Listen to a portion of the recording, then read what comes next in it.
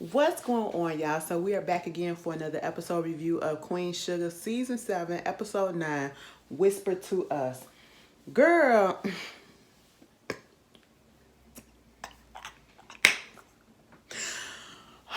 y'all already know what I'm about to say and what I'm laughing at. Goddamn Nova, okay? Listen. I don't know what we're going to do with Nova because Nova, I'm still kind of holding out hope, okay? Just slightly. Because I know how us lesbians and bisexual girls can be. Okay, bitch? Or bisexuals, period, bitch. Listen, especially the lesbians. Like, listen, if we got a feeling, we gonna act on it. Most of us, okay? Regardless of the situation, we gonna act on it. And I'm just saying this because we don't know what happened with Nova and Miss Camille. Is her name Camille or Camilla? Girl, Miss High School Crush, Miss High School First Love, Miss all of that. You know what I'm saying? We don't know what's gonna happen between them two. Because of the way the episode ended. Bitch, I'm getting some draws after that.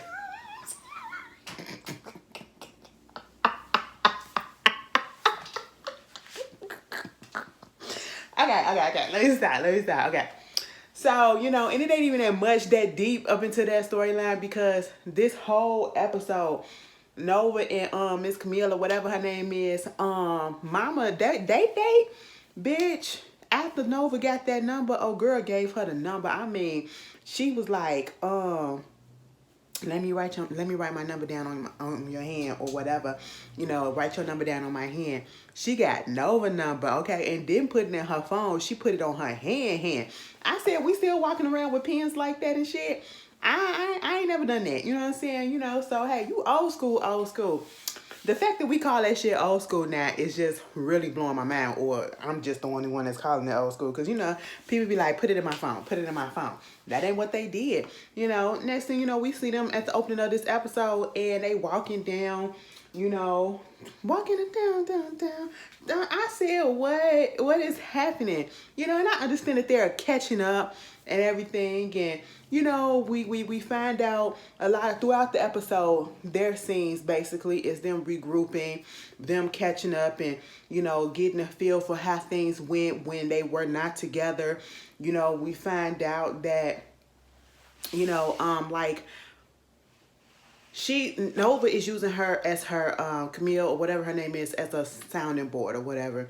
It's almost as if they're getting back into that comfortable familiarity that they used to have. Like things never went awry between them. And allegedly what was supposed to happen was they were supposed to meet for the graduation. It was a dance that was supposed to happen after graduation. I believe this was high school graduation, right? And before anything of that such could happen, she stood Camille up, Nova, because she just got outed to her father. Found out that she was a little bisexual, whatever. And she was just like, the relationship between him and her, it just never was the same. Of course the daddy still loved her, but it was one of those situations where he didn't know how to deal with it. He didn't know how to look at her because she said, I can feel like he was just looking at me different, and given the fact that they're in the South and he's from an older generation, I can definitely see that happening. But just looking at Ernest, he just didn't look like the type that'd be like, I'm going to disown you and you this and we got to take you to church and, you got to get them demons out of you and all that stuff. He just didn't look like that type. He just looked like the type that probably would be a little like not uneasy with how to handle things, And kind of find out, Ernest used to come over there to her shop, her girl's shop, and, get food from her and everything. Sometimes they'll sit down and have a little conversation. Sometimes they wouldn't. He'll just start off like he want to have a conversation with her and then, just go about his day. You know what I'm saying? And he was the one who actually gave her Nova's number before he passed away. And, it just wasn't a time for her to call her, because they probably would have fell right back up into their whole little track and their whole little, situation of how they always do, the whole pattern. Baby, listen, I honestly don't know what it is about Nova. Like, at this point, I think Nova tries to be up in relationships knowing that she is not a monogamous person. Okay, because at this point, I'm sitting here like, you probably cheated on just about everybody that you was with at one point or another. And I feel like it's okay to have multiple loves as long as it's, everybody understanding what type of situation this is. Like, yeah, I want you as the main one, but you have to understand that sometimes I may wander and I may go here because I like what I like, and it's just an impulse thing that I haven't got no control. And if you can't deal with that, then fine. But it was the cop, it was the professor, Cree Summers, you know what I'm saying? It was Chantel, it was Dominic, it probably was somebody else in between that, okay? And then, it's also Camille right about now. And I'm like, girl, what is going on? She's just sexually free, and I get it, but I just don't like the fact that she starts these relationships, and then as they are going good, and I believe in one of these episodes she had put that out there. As the when she was talking to Chantel, I think it was either Chantel or Billy, she gives people only certain parts of her. You know what I'm saying? And she gets into these relationships, and as soon as they're starting to go good, that's when it's almost like, oh, no, I can't have this. I got to break this shit up. So I'm going to have to do something to throw a little bit of drama up in here, and I don't know if that's what this is with Miss Camille, because the way that they looking at each other, the way that they talking to each other, she practicing her speech with Camille, that they got to go down there to the school board to talk about banning books and all this shit, and Camille giving her the perspective of what a parent might say or whatever when it comes to their child, and then at the very end of the episode, they sitting there talking about timing and talking about, missing opportunities, and, just sitting there. She was like, girl, listen, this fuck time, we here now. And this Camille. Okay, she like, let's just go ahead and dance. I want to dance with you right now. Since they didn't get their chance to dance at the dance when they graduated, let's go ahead and do that right now. Noah was like, bitch, you ain't saying nothing but a word. She turned on SWV's Week. I said, of all the songs, I get so weak in the knees, I can hardly speak, I lose all control, something takes over me. Let me stop right there, okay? Because I was just like, Nova, what are you trying to say? You said a lot without saying anything. You know what I'm saying? And then when they were standing there dancing, she was like, our timing is out. She was like, no, girl, our timing is now. Okay, this supposed to be I just want to dance with you. I said, is that really what it is, Miss Camille? Y'all putting y'all arms all up on each other? Baby, don't put your arms on me like that. Do not put your arms on me like that unless you want me to kiss you in your mouth. Okay, don't do no shit like that to me. Consensually, but baby, don't do no shit like that. I said, now, Nova. And I said, you passed the test when Mr. Calvin came through. You let that man sleep up in your house. Now, what you finna do with Miss Camille? And truth be told, if she was to have gone over and did something with Miss Camille, I don't think I would have a problem with it. But I don't know. Dominic is such a good guy. Baby, Dominic getting played on just about every fucking show that he's on. Y'all know Dominic, the dude that played Dominic, McKinley. He play on Reasonable Doubt, right? Did y'all see the episode of Reasonable? I'm finna fucking spoil it. Okay, because if y'all ain't seen Reasonable Doubt, this gonna be the only time that I talk about it, and oh the fuck well, you know what I'm saying? If you don't want to hit no spoilers, fast the fuck forward. If you saw the latest episode that came out today, okay, that came out today. Now, Jax is playing goddamn games. I will say that. As horrible as I feel like this script is, the story is kind of good, just a little bit. I'm not going to stop watching because I want them to come back. I want them to get the ratings. It's Kerry Washington or whatever. I just like black people winning. You know what I'm saying? But at the same time, bitch, Jax is playing games, and I just want her to go ahead and say, bitch, I want a fucking divorce so I can go out here and fuck whoever it is that I want to fuck because I got feelings for everybody and their mama. That's what Jax is giving me, right? And then, her husband, who she separated from, he been holding off trying not to fuck off on nobody else but her. Meanwhile, she out here fucking this dude. She done fucked the security guard that he came I feel like the security guard gonna be the one that's cause at the beginning of the season she was tied up in the chair like, help, okay, like let me call.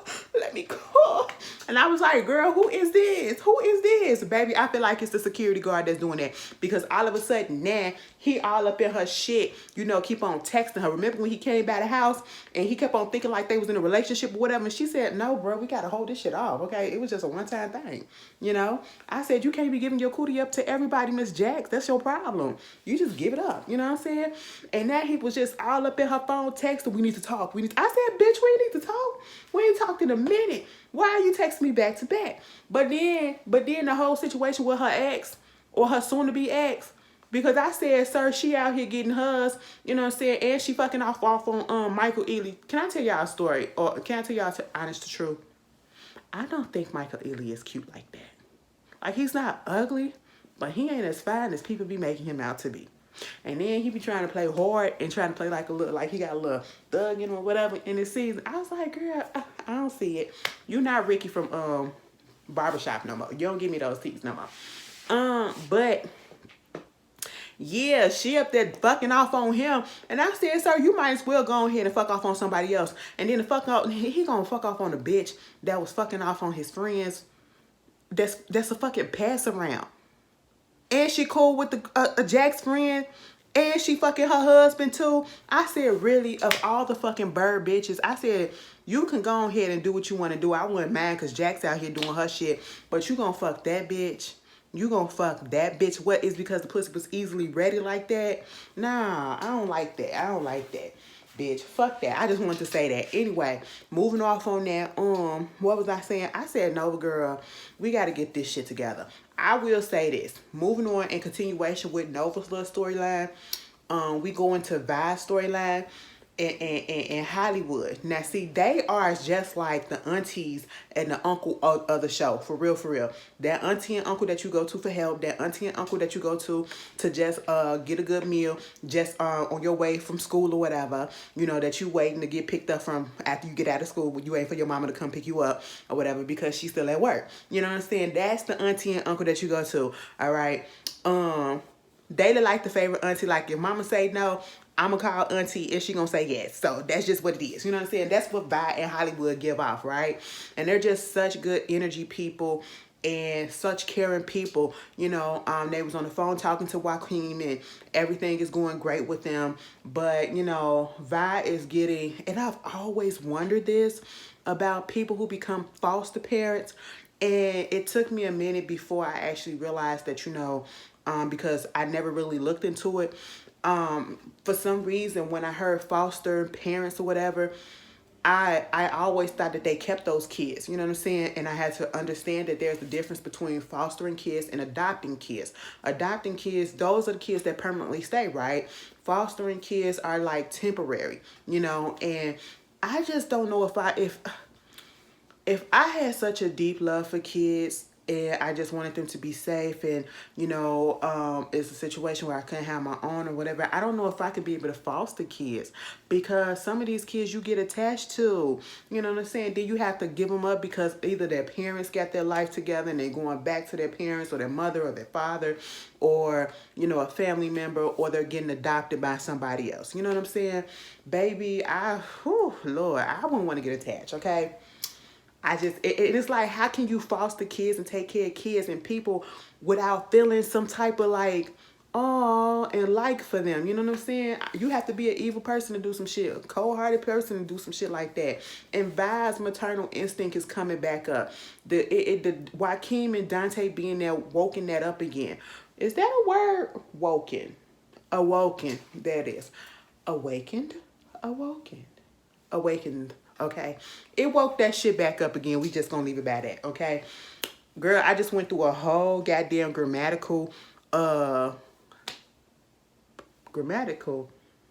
lesson. She thinking like, you know, she wanna know if she wanna adopt or foster, but she don't wanna go through all this again, the attachment and everything. And I feel like at this point, they should adopt some kids. That's what they should do. We see Hollywood, you know, he wanna talking to the guys. And I feel like this is one of the few black shows that we see the guys coming together and they're doing things that we normally don't see black men do on film, talking about their feelings, talking about being great fathers and trying to help patrol the schools or whatever to stop down on bullying and everything and protect the kids and, you know, just be guardians or whatever, talking about therapy and all this stuff, you know. So that was cool. You know, they doing the dad patrol, and they get down there to the school, and it was Ralph Prosper and in Hollywood. Baby, Ralph said he wasn't no good student, okay? He was one of the ones that was causing the shit. You know? He said, I'ma just have to be honest. When the bell rang and them kids came out, that boy Cal that knocked that other boy, I said, hold up.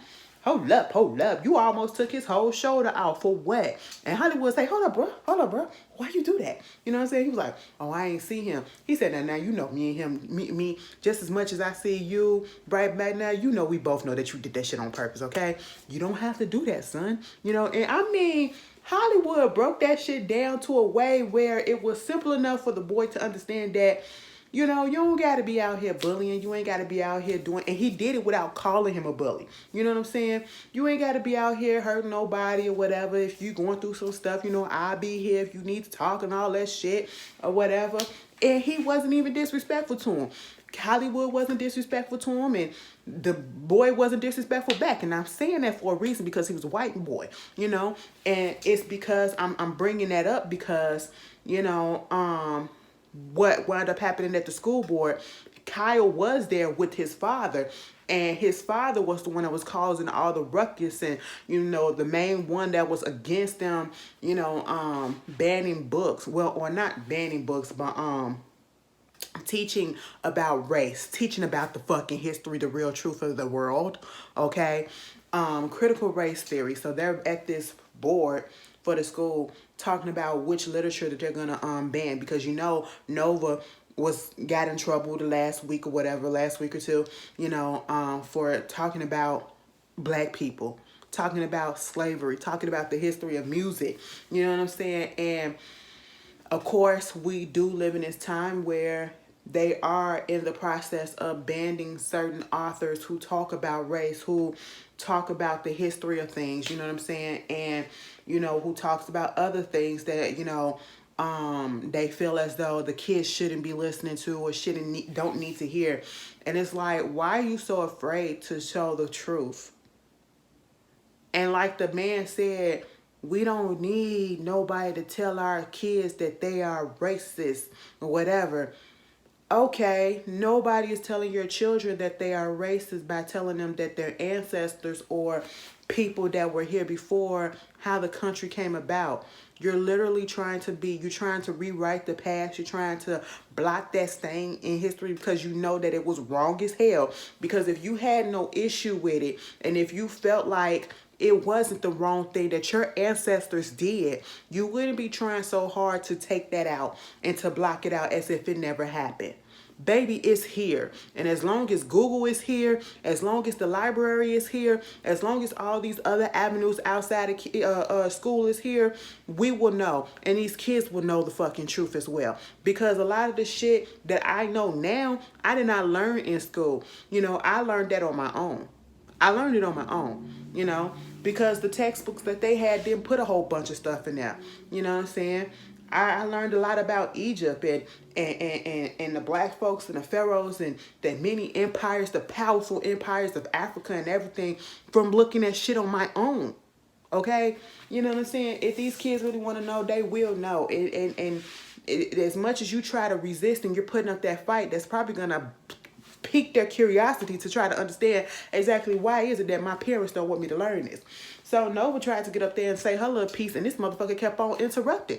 And at one point, he said, I need you to shut the fuck up. Baby, Hollywood got his ass up so fast. I said, no, Hollywood, pop his ass, okay? Baby, you better be glad that Vi was in the middle of him, okay? Because he would have fucked your ass up, Mr. Man. All right? I said, you disrespectful. Nobody else was being disrespectful but him. I said, wow. And of course, they voted 3-2 to, you know, ban the books and all that stuff. And at this point, It was a member of the board that, you know, basically just dropped out. So now Hollywood is thinking about trying to run for the board, and I feel like he should, and I'm pretty sure he's gonna get it. So that was a good look. Meanwhile, we get over here to Micah. Micah, he's over here with you know, I like the fact that he was talking to the farmer who had his farm almost messed up, and the community came together to help save it last week. And he was showing him some of the pictures, and the picture of him hugging Ralph Angel, you know, he said, I want to use that. I want to put this on display because this is art. He said, you really think this is art? He was like, yes, it's most definitely it's art, okay?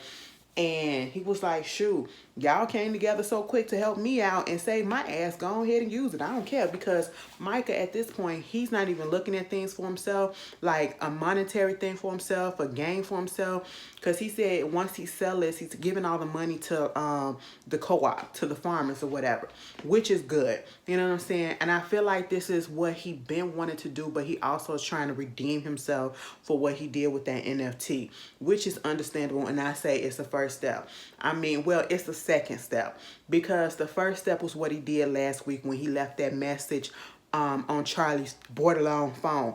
I said, fuck, I feel like Charlie really was pissed off, and she was screening her calls, and she saw that Micah name popped up, and she said click, and it went right over there to, you know, Miss Charlie Bordelon is not in her office right now. Please leave a message, and she'll get right back to you after the beep. Beep. He was like, Mom, we okay over here, and I just want to let you know that, you know, I probably should have called you and let you and Dad know this earlier, but, you know, I'm so sorry about what happened. And I just let my emotions and my feelings and, you know, thinking about myself just get in the way instead of thinking about how my actions hurt everybody else. And I'm just so sorry. I sat here and I looked at him. I said, you finna cry or not? Because his voice was showing up, trembling like he was about to cry, whatever. I said, let that cry out, because you know you need to. And second of all, I said, you know Charlie pissed as hell. Charlie ain't called to check in on her baby to see if he was okay during the storm. I tell you, I kid you fucking not. I said, damn, y'all couldn't even play a phone call with Charlie on the phone? Bitch, no. Charlie was mad. I feel like, I'm telling you, I feel like Charlie hung that phone up. As soon as she saw Micah's name pop up, click, that's what it was, okay? Because she was pissed. How dare you try to call me now when I've been trying to call you all these times and you was ignoring it? But, you know, I feel like they gonna be okay. I feel like they're going to be okay. I wish they would have showed us something where they actually spoke, because I do miss seeing Charlie. I understand that she's not going to be in the rest of the season. I don't 100% understand, you know, why. I'm pretty sure it was a personal decision that she needed to make or whatever, but I get it, you know. And so he's following the way that he intentionally and he initially started when he did his photography. Showing that real, showing his purpose, showing who he really is, showing the depths of him, and not just being superficial, not just being about the money and, you know, what this can bring, you know, with materialistic things or whatever. Because again, if he wanted that shit and if he needed some money, I'm pretty sure his dad could give him to him. I'm pretty sure his mama can give it to him, or they can make a way for him to get it, and he's not trying to do that. And I respect him for trying to find his own way. And like sometimes you got to go through some rough patches to get to where you really need to go and to see who the fuck is really for you. You know what I'm saying? So he with the professor, you know, and they're looking at his photos and stuff. And I like the fact that when he was talking to the farmer guy, he apologized to him for the picture that he put up with Micah and his friend, and they was hugging or whatever it was they was doing. And, you know, dude kind of was like, he was being a little homophobic. And he was like, you know what? It was none of my business to even comment on that. I just grew up in another time. And even then, I still should have understood enough to just let y'all do what y'all do, you know. And I can't even be mad at that, because again, yes, they grew up in a different time, and sometimes, you know, like I said, in the South, and sometimes learned behavior takes a minute to unlearn, okay? But he grasped that, you know what I'm saying? And he was here for Micah, and I just appreciate that part.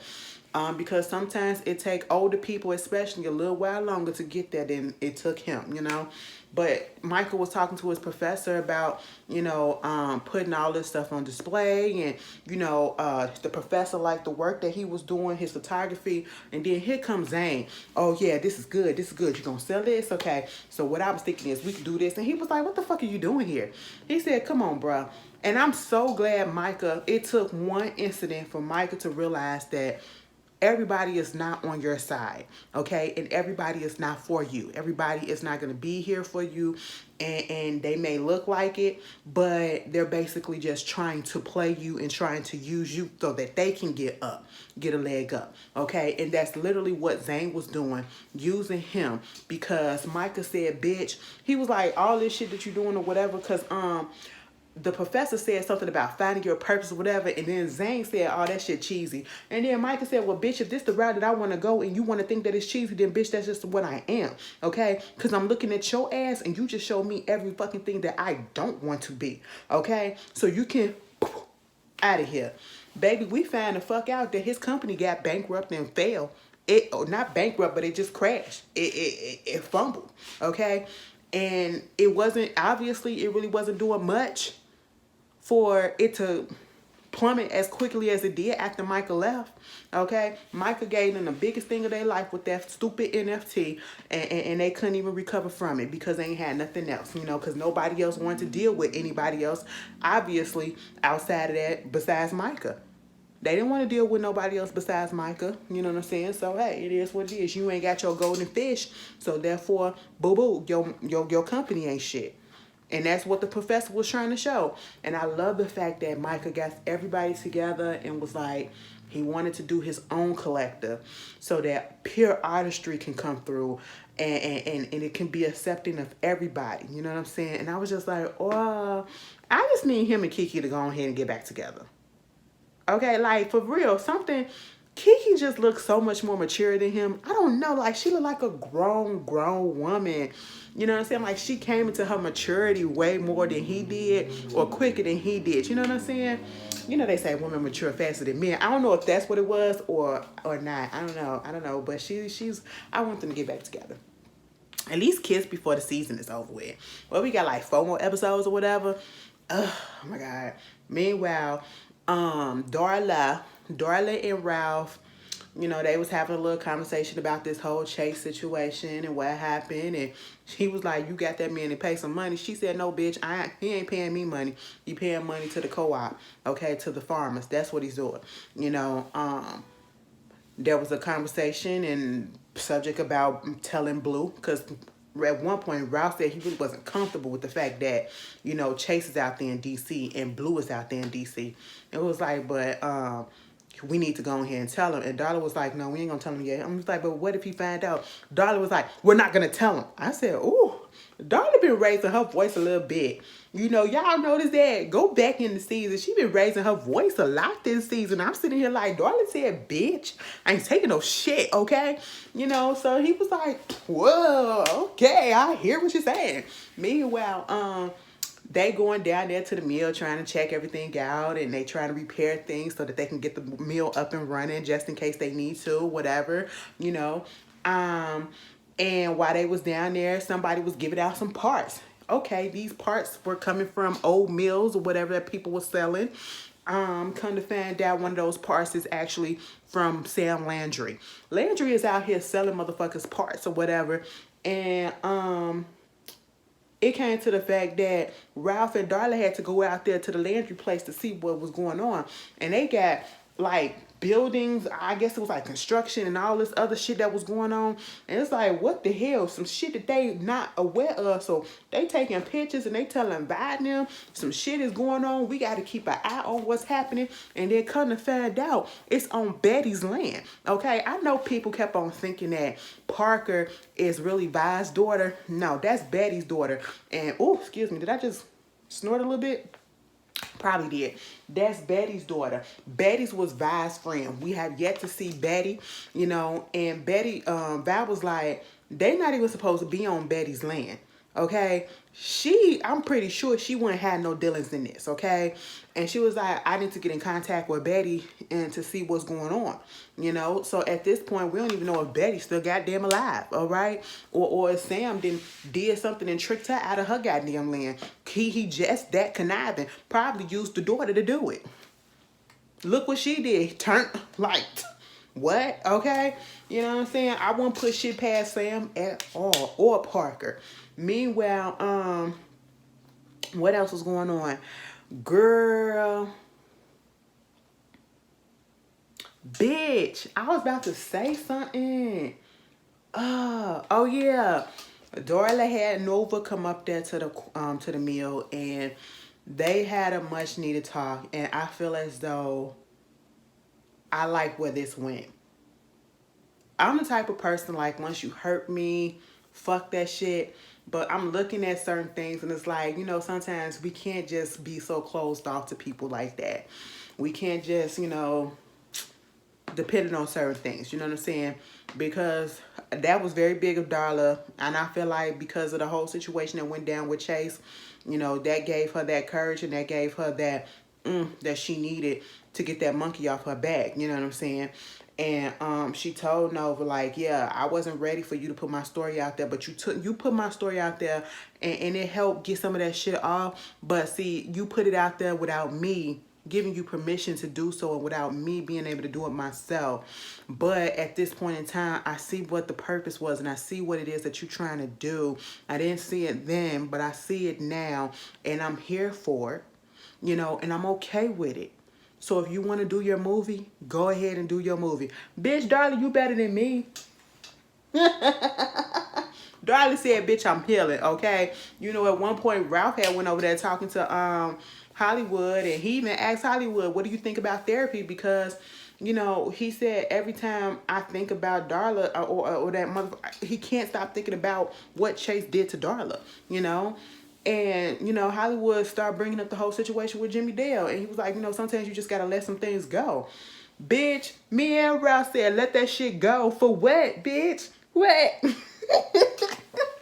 But sometimes you do got to let certain things go that's out of your hand, because it's just going to eat away at you, okay? And you don't want that to happen. You don't want that to happen because, you know, you keep a lot of shit on you cause stress, and then cause health problems, and, just a lot. You know what I'm saying? Meanwhile, after that, you know, girl, remember Mr. Randolph from the you know, the mortgage office or whatever that took Paterna, that was gonna help them with Parthena's farm, whatever, to get her shit paid off.